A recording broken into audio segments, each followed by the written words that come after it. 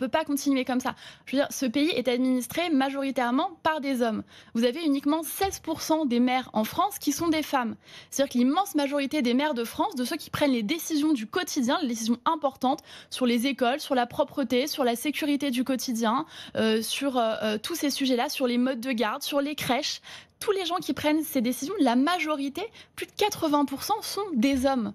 C'est impossible. On est là dans une question, mais même pour des raisons pratiques et pour des raisons d'administration, qui n'est pas tenable. Donc il faut qu'on ait davantage de femmes qui soient maires. La République En Marche a investi des femmes sur des villes importantes, à Lille, à Rennes, dans beaucoup d'autres villes. Mais c'est pas suffisant et on n'arrivera pas, très sincèrement, on n'investira pas 50% de femmes parce qu'on n'a pas les candidatures de femmes.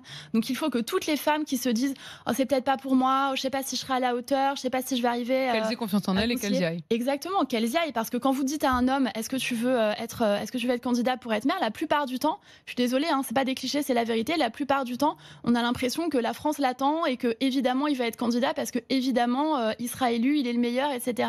C'est rarissime qu'un homme dise « Ah, je sais pas si j'aurai les compétences. » Vous dites à une femme pourquoi t'es pas candidate, elle va commencer par vous expliquer longuement pourquoi elle sera pas capable d'être candidate et pourquoi elle sera pas capable d'être maire.